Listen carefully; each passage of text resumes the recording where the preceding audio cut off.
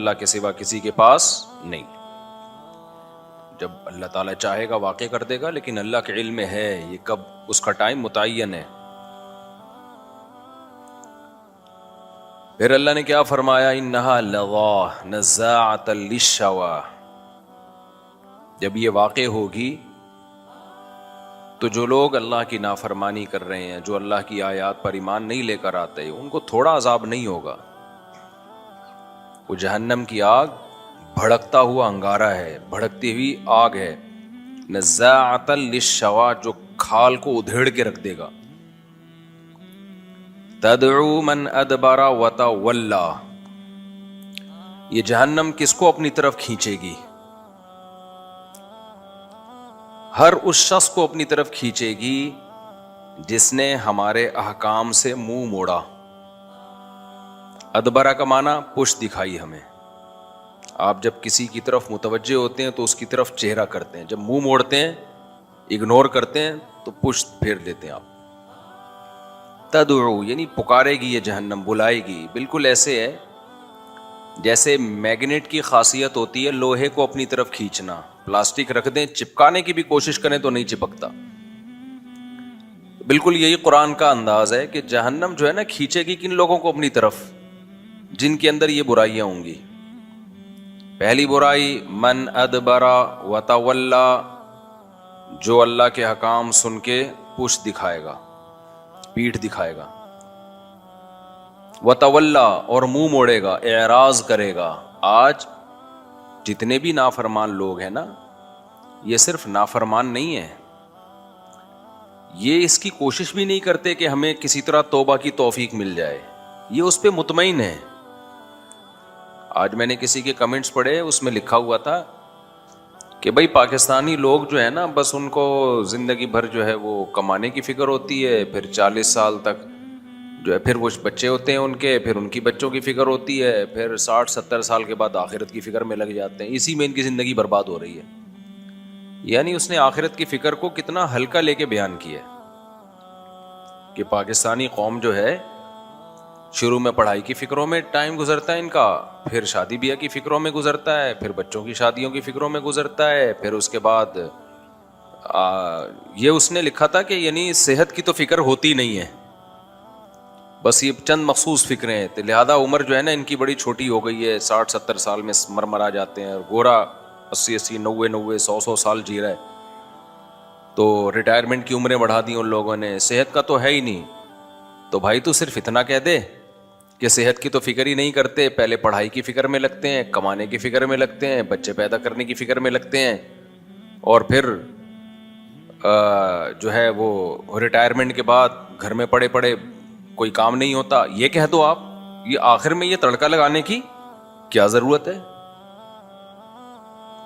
کہ بھئی پھر 40-50 سال کے بعد آخرت کی فکر میں لگ جاتے ہیں. اللہ اللہ کوئی حج کر رہا ہوتا ہے نا لوگ ریٹائرمنٹ کے بعد، چلو یار اب حج کر کے آ جاؤ، چلو تھوڑا سا تبلیغ والوں کے ساتھ بیٹھ جاؤ.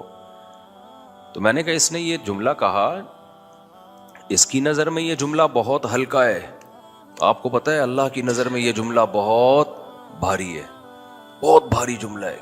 کیا کہہ دیا تو نے؟ ایک مذاق میں تو نے اس کو کہہ دیا کہ آخرت کی فکر میں لگ جاتے ہیں. یہ سب وہ لوگ ہیں جن بیچاروں کو اپنی پیدائش کا مقصد ہی ان کے پیش نظر نہیں ہے. وہ سمجھ رہے ہیں بے وقوف لوگ ہیں. یعنی اللہ ایسے لوگوں کو احمق ترین لوگ قرار دیتا ہے. اللہ پتہ ہے ایسے لوگوں کو کیا کہتا ہے؟ ام حسبتم انما خلقناکم عبثا. اچھا یہ جس نے یہ کمنٹس کیے اس کی نظر میں کارآمد انسان کون ہونا چاہیے؟ اب یعنی وہ کیا چاہ رہا ہے کہ کیسا ہونا چاہیے؟ یعنی وہ ایسا ہونا چاہیے کہ شروع میں آپ پڑھائی کی فکر میں نہ لگیں. کیا کریں بھائی پھر اس کے بعد آپ شادی کی فکر میں نہ لگیں، پھر بچے پیدا کرنے کی فکر میں نہ لگیں، پھر بچوں کی فکر میں نہ لگیں، اور آخر میں آخرت کی فکر میں بھی نہ لگیں. تو کیا کرے بھائی پھر یہ لوگ نا، یہ وہ غلام لوگ ہیں جو غیر مسلموں سے اتنے انسپائر ہو گئے ہیں، متاثر ہو گئے ہیں، اتنے پاگل ہو گئے ہیں کہ کہتے ہیں نا کوا چلا ہنس کی چال اور اپنی بھی بھول گیا. یعنی گورے سے بھی 4 ہاتھ آگے نکلنے کی کوشش کر رہے ہیں. ایسی ٹینشن لیس زندگی دنیا میں کسی کی بھی نہیں ہے. کہ فکروں سے مکمل ہی آزاد ہو جائیں. تبھی ایک بات اکثر کہی جاتی ہے نا, وہ قیصر راجہ صاحب نے بڑی خاندانی بات کی تھی نا, کہ میرے بارے میں کہا کہ آپ نے دیسی ملحدوں کو بہت زیادہ ویلیو دے دی ہے. تو قیصر راجہ صاحب کی فیلڈ ہے نا یہ, الحاد پہ کام کرنا. تو یہ بات واقعی میں نے مشاہدہ کیا ہے کہ یہ جو دیسی ملحد ہے نا, یہ گوروں کے ایتھیس سے 2 ہاتھ آگے ہوتے ہیں. گورا جب بات کرتا ہے نا, گورے میں جو ایتھیسٹ ہیں وہ میں بھی کر کے بات کرتے ہیں کہ بھائی ہو سکتا ہے خدا ہو سکتا ہے نہ ہو. وہ اتنا اس سے آگے نہیں بڑھتے. ان میں جو ایجوکیٹڈ لوگ ہیں خاص طور پر, وہ مذاق نہیں اڑاتے اسلامی حکام کا. آپ ان سے بات کریں وہ بھپتیاں نہیں کستے. یہ جو ہمارے دیسی لوگ ہیں نا, یہ وہ ہیں جیسے کسی غریب کے پاس نیا پیسہ آ جائے تو اپنی اوقات بھول جاتا ہے. تو یہ سمجھتے ہیں ہم ایکچولی جب ہم خدا کا انکار کریں گے نا, ہم کہیں گے اللہ نہیں ہے, خدا نہیں ہے, مذہب غلط ہے, تو دنیا ہمیں ایجوکیٹڈ اور پڑھا لکھا سمجھے گی. لوگ یہ سمجھیں گے یہ دقیانوس نہیں ہے کہ مذہب کو فالو کرنے کی وہ کر رہے ہیں. ہم بالکل براڈ مائنڈڈ لوگ ہیں, ہمارا کوئی مذہب نہیں ہے. یہ جیسے کوئی کہتا ہے نا ہمارا کوئی فرقہ نہیں ہے. یہ مسلمانوں کے سیکولر ہیں جو کہتے ہیں ہمارا کوئی فرقہ نہیں ہے. یہ نعرہ بڑا اٹریکٹیو ہے, ہمارا کوئی مذہب نہیں ہے, ہمارا کوئی فرقہ نہیں ہے. وہ شو کرتے ہیں ہم نیوٹرل لوگ ہیں.